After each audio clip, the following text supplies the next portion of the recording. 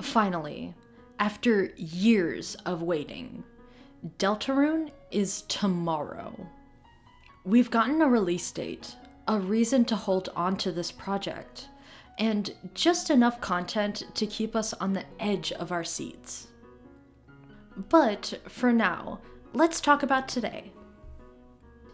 Hiatus Brainrot is a term I personally concocted that defines a fandom that is going through a long, delirious content drought. This can be caused by several factors: lack of funds, company oversight, or the need for the creation to cook just a little longer. Whatever reason, the result is relatively similar. But before that, let me introduce myself. I'm Sunny Dionysus. I'm an artist, a video essayist, and, most of all, an annoyance. I'm fascinated by our digital age and how fandoms shape and reshape the stories they love. Now, on to Deltarune. Hiatus Brainrot is generally defined by 3 categories.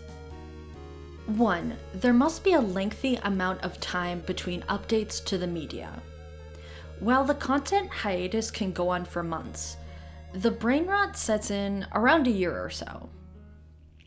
A year is a vague marker for the phenomenon because it's just enough time away from an update that the desperation sets in. The longer the wait, the more intense the speculation becomes.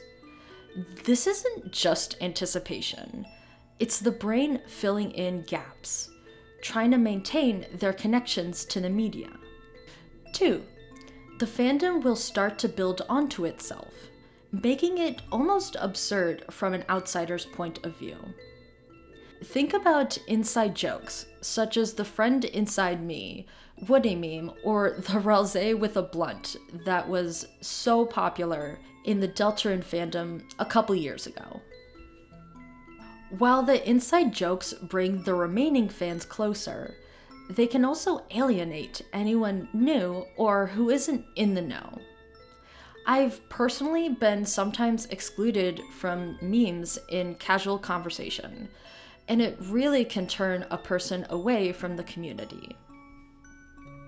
3. No matter how much the fandom has dwindled, the people in it develop a cult-like intensity around the media. In fact, it's more often that a fandom will dwindle a bit in the update gaps than not. This makes the community tighter together, creating the atmosphere of a small friend group.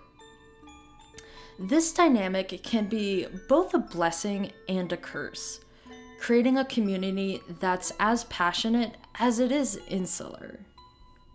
Surprise! All of these apply to the Deltarune fandom right now. But to fully understand that, let's look back to 2016. Our community takes very fitting inspiration from its predecessor, Undertale.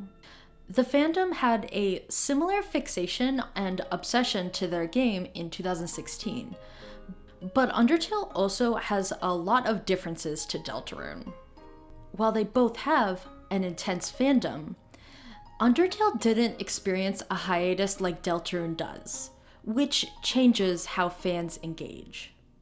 This is absolutely not to say that Undertale's fanbase didn't have some of the hallmarks of Hiatus Brainrot, just that it's different from Deltarune. One of these differences is that Undertale was a standalone game with most of its strings tied up. This has a contrast to the multi-chapter mystery we have come to know and love. It's not just Deltarune that does this.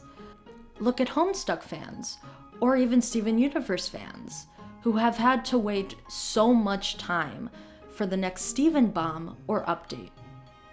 It's like we're all waiting for some kind of fandom catharsis, which makes every release that much more exciting. Theories are a cornerstone because Deltarune's unfinished story and layers of mystery leaves fans with endless possibilities to explore. I personally love crackpot theories, And I even made a video about them pertaining to Deltarune. Link is in the description. One theory that I find fascinating is the idea that the knight isn't limited to one character, but shared by multiple figures throughout the game. The theories also border on memes at times, and an example of this is Woody theory. Woody theory, created by Spooky Dude in 2023, posits that Toby Fox is leaving us clues, that the main character from Toy Story will be the Chapter 3 secret boss. This, in my opinion, is wonderful. I cannot stress how much I adore this crazy, weird theory. Without going into the details, this theory connects Toy Story with Deltarune in a wild, unexpected way, and it's far more entertaining than some standard analyses. In the absence of new content, fans latch on to the most outlandish theories as a way to fill the void. And that unpredictability makes fandom interactions even more fun. The community doesn't just sit back and wait. They actively engage with each other. Fan theories become a kind of social currency, and fan art gets traded like precious gems. It's this back and forth that keeps the fandom from losing steam. Without these contributions, the fandom would just feel like it was a waiting room. Fans become the lifeblood of the community, and Deltarune is no exception. Theories like these that are so detached from reality are infinitely more entertaining than regurgitating information from the newsletters.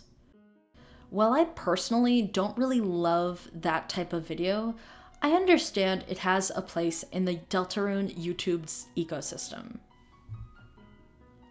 The fandom hyperfixates on the characters as much as the Undertale community did, but I would argue that the love is distributed more evenly within the cast.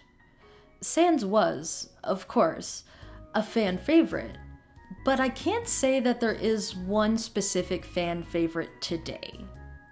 Yeah, Spamtum was a hit when Chapter 2 released, but I would say that nowadays the adoration is more liberally split between the characters. I believe this is because we have had more time to speculate on each of the cast's roles in the story, making headcanons and engaging with them a bit differently than Undertale's fandom. Not to say that every character is loved equally, some people really hate Birdly, but that it has a more equitable distribution throughout the fandom than it did in 2016. When new chapters come out, things will inevitably change. People will start to settle into their new headcanons, and the old theories will either be validated or dispelled. But one thing's for sure. It's going to be a whole new experience when the floodgates of content finally open. I want to hear from you. What's the wildest theory you've come across in the Deltarune fandom? Which character do you think deserves more love? Let me know in the comments. Let's keep this conversation going. Also, thanks to Snarlinger for some help and Spooky Dude for some of the video inspiration. Bye!